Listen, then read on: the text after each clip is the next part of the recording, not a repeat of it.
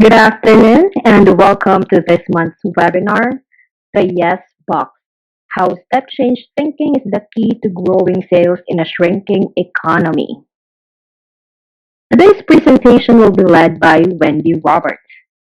Wendy prides herself on creating winning strategies while helping her customers maximize their resources and their profits. As a CPA, she knows her way around corporate financials. As an entrepreneur, startup CFO and CVO for North Star Strategic Partners, and a former corporate executive, Wendy offers a broad insight into finding solutions to help her customers achieve exceptional growth and financial success. She has a bachelor's degree in accounting from Indiana University, MBA courses at the University of Tampa, and years of experience counseling customers on financial and profitable success. Wendy is originally from the Midwest and was raised in a working class family. One of her most favorite and cherished hobbies is cycling. She never fails to miss a weekend cycling in the Bay Area and taking in the panoramic views. So let's enjoy and let's hear it from Wendy. Awesome. Thank you, Shai. Thank you for that kind introduction.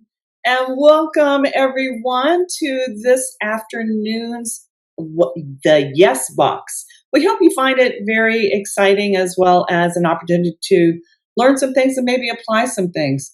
I want to say welcome to all of you. We have registrants from all over the United States.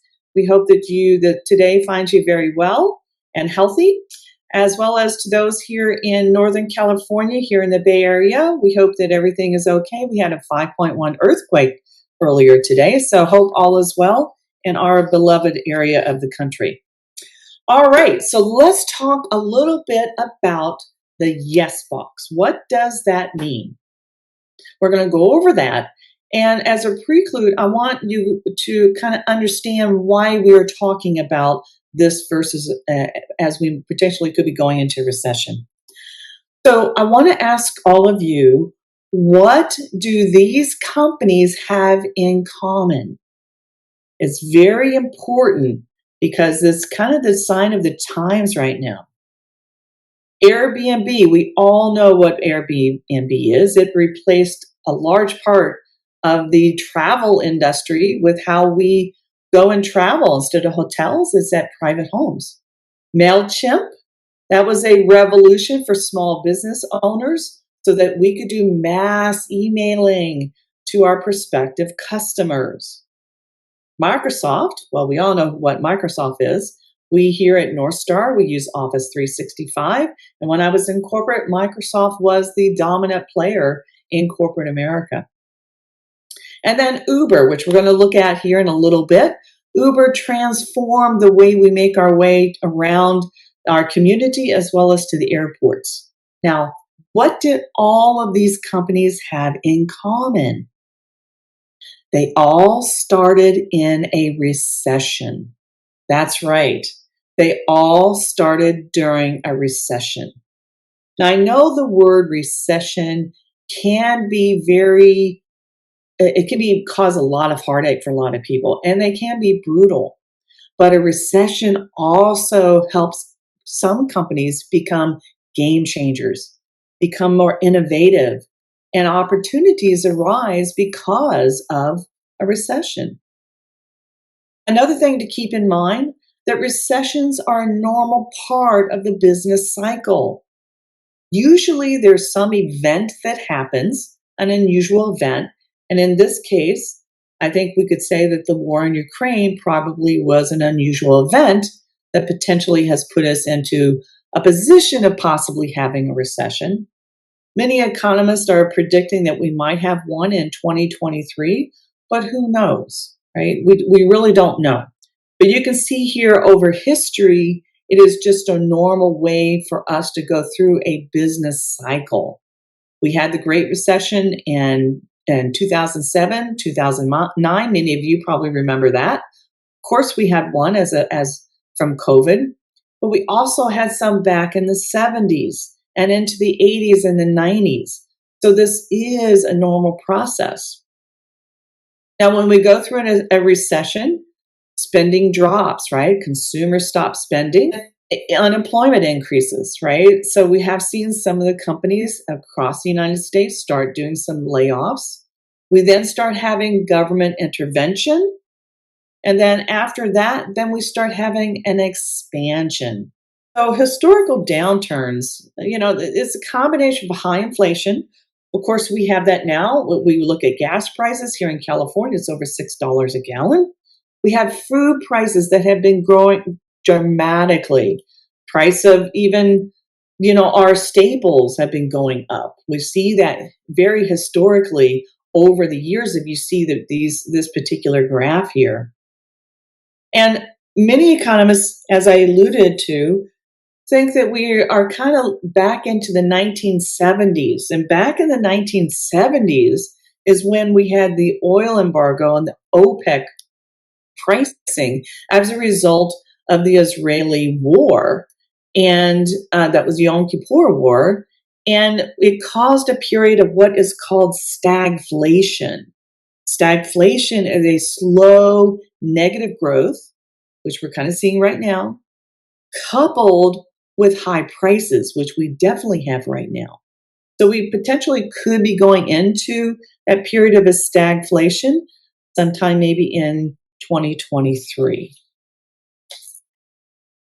So what do you do as a business owner, right?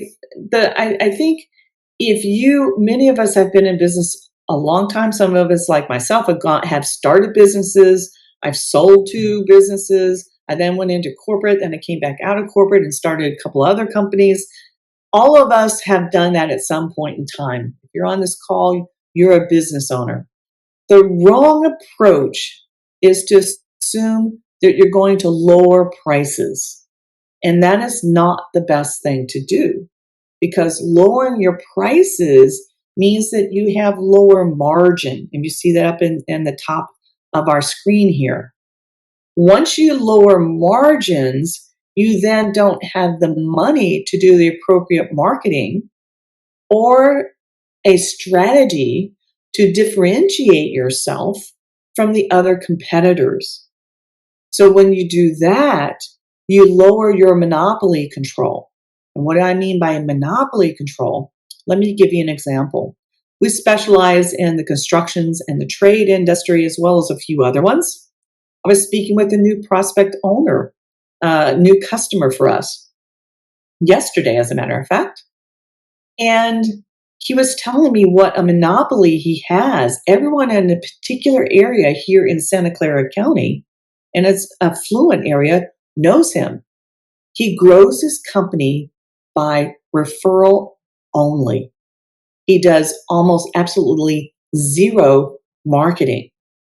And the reason is because he's so well known, he does such a wonderful job, he has a monopoly control.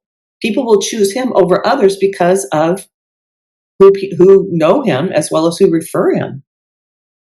When you have a lower monopoly control and a weaker differentiation with your products or services, you have a drop in the value of your company. And what that means is if you ever want to sell your company, if you have a value lower than what it could have been, you're actually leaving money on the table. So you don't necessarily want to drop your prices because it then can negatively impact your business. So what then should you do? The next slide is going to talk about step change thinking. Now, when we think about improving our controls, our processes, we think about those incremental changes.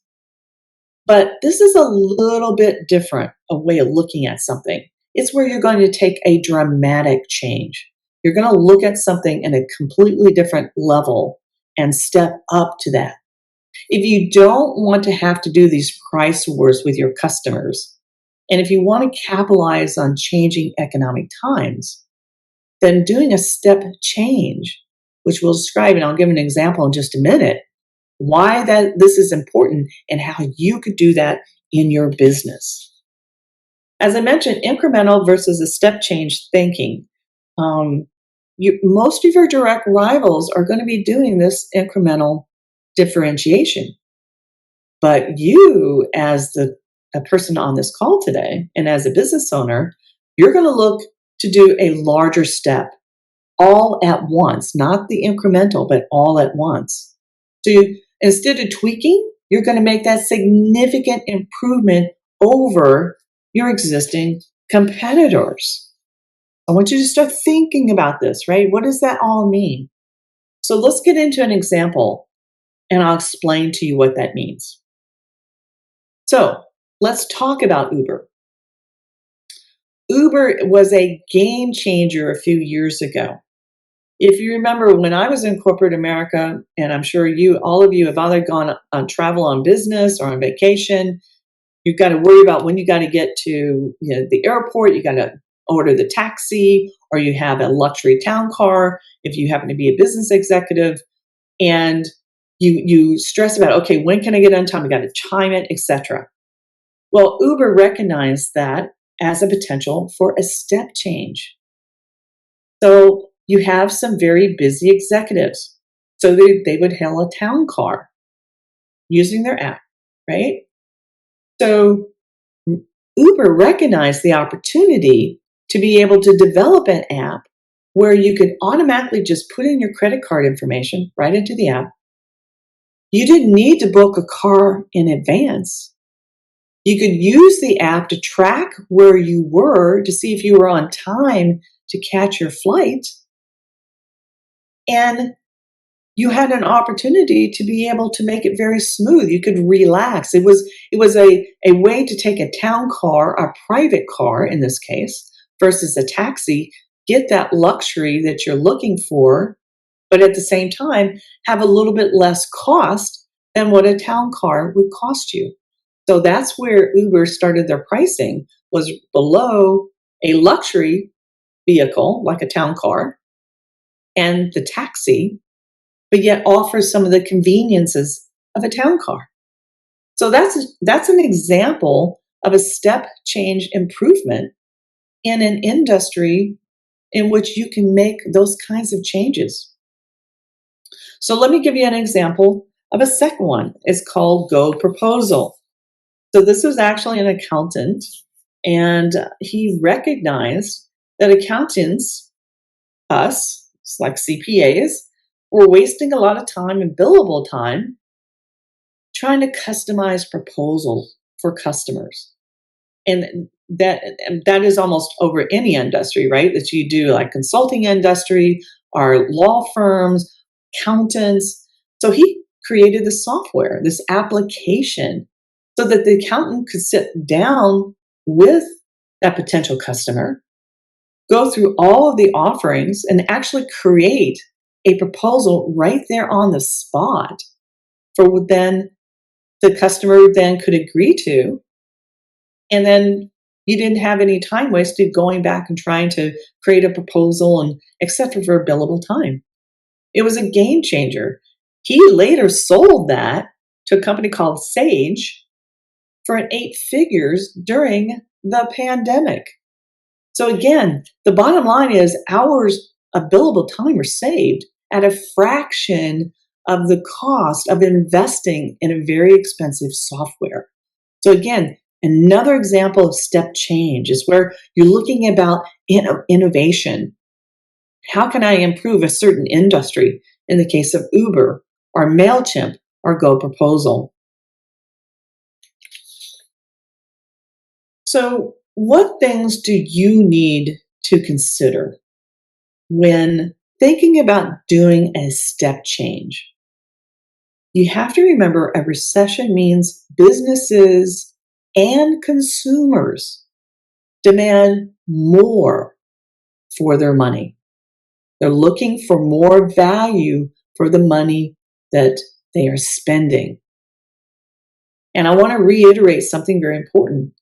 Lowering your prices, which therefore slash your margins, will undermine the value of your business in the long term. So what do you need to do to be able to separate yourself from the other competitors? Is think about being much more innovative.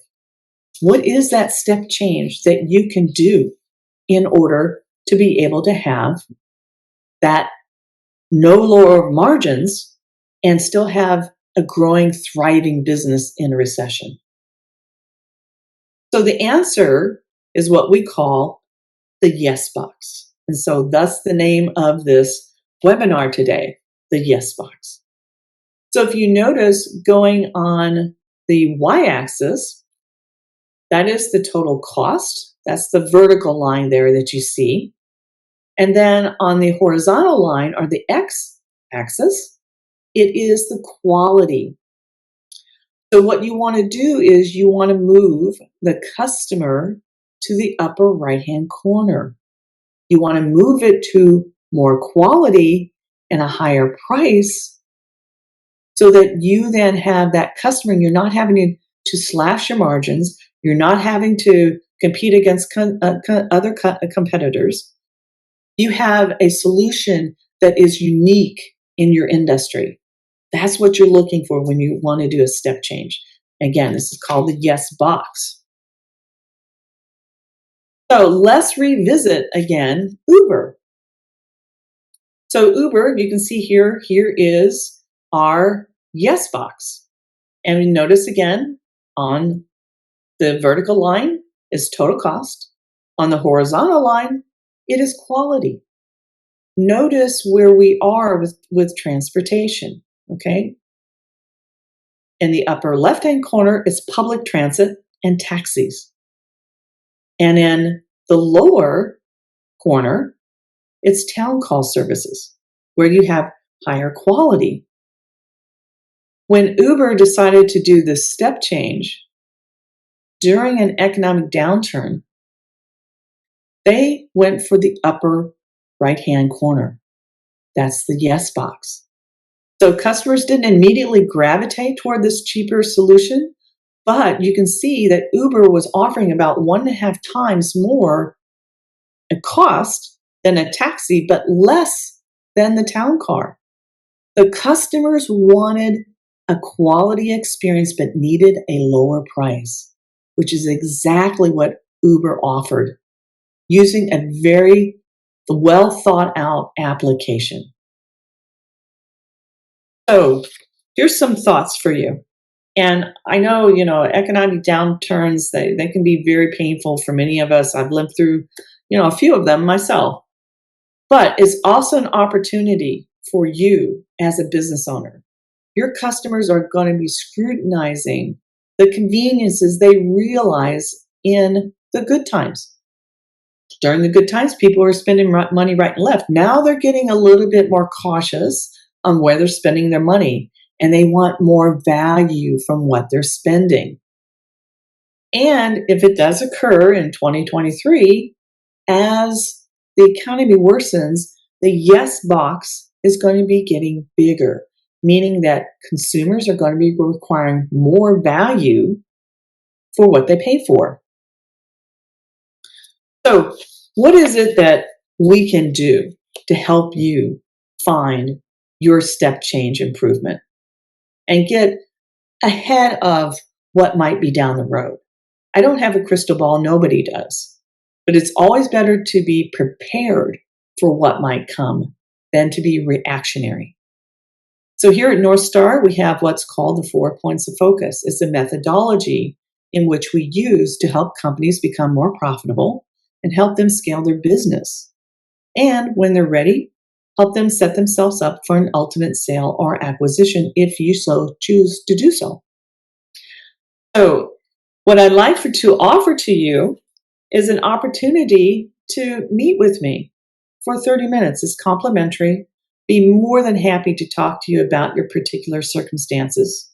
Or if you know someone who might be struggling a bit, not knowing exactly how to maneuver in this new economy with rising prices and a little bit of growth and interest rates going up, I'd be more than happy to talk to you or to that business owner as to how we can help them using our 4 points of focus.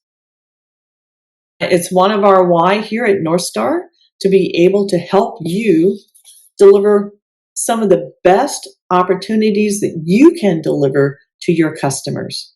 As I mentioned, we have some strategic coaching advising using our 4 points of focus. We also offer CFO on-demand services as well as a few other things that you see here on this slide. So with that, I will open it up for any questions. And then on the next slide, you're going to see how you'll be able to contact me if you'd like to have that complimentary 30-minute discussion. There's my telephone number. That's a direct line to me. That is my mobile. I love to speak with anyone over the phone or via Zoom. There's my email address, also how to get in touch with us on LinkedIn, Instagram, or Facebook. And again, I want to thank you for an opportunity to spend time with you this afternoon. We recognize that your time is very valuable, and I'm hoping that I was able to provide you with some alternative thinking about how to approach a potential recession. Okay, with that, I'll take some questions, Shai. Thank you, Wendy. We have a couple of questions. Number one, will North Star help me identify which part of my services need to be adjusted? Great question.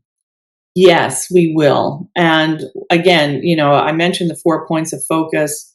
That is the methodology that we use. We touch on all key areas, what I consider all key areas to grow a business. The first one is strategic marketing options for determining how do you attract your best customers, what does it cost you to do that, and who is your ideal customer. The second phase of our methodology is finance, having correct financial statements, in other words, accurate financial statements, how to become more profitable, how to scale that business. The third is operations. How well is your company documented with standard operating procedures? In other words, do you have a method that's a rinse and repeat? Can you, as the business owner, go on a vacation for 3 weeks and not have to worry about your business? If the answer to that question is no, then you've got a lot of work to do in order to have a very valuable company that you might later want to sell, or maybe you want to pass it on to your family. And then last piece of that, which I think is so important, after being a manager I guess I'm still a manager with my staff, my current staff, but I've been a manager for over 25 plus years. And if you really, really want to affect change in your business or in a department, and if you're in corporate, you got to have a great team. So you got to have the right people in the right seats, and they have to be engaged. They have to want to be able to work with you and help you achieve those goals for that company. So that's our 4 points of focus. And we figure out which one you have the biggest gap. We start working on there, then we work on the other 3. Thank you. And one more question. The last thing I want to do is to lay off my employees, though there are tasks that can be done by a single person. What would be my approach in this situation, and will North Star assist me through this? Mm. That is a very tough decision for many, many business owners, because most of our employees have families, and it's very difficult to do. I've, as a manager, I've had to do that. I've had to lay off people. I've had to let go of people because they were not performing. But at the end of the day, you have to know that that person is a good person, that they will go and find work elsewhere. And so it's a business decision that you have to make in order for your company to survive. And we can help you with that process, to go through that process and make sure it's an easier for you to be able to grow your business, after a layoff. Thank you. Those are the questions that we have. Awesome. Cool. All right. Well, once again, thank you. We want to give you some time back into your day. Thank you so much for attending. We hope that you were able to learn something today. That is always my goal in these webinars. So thank you and have a very blessed day. We appreciate your attendance today. Thank you.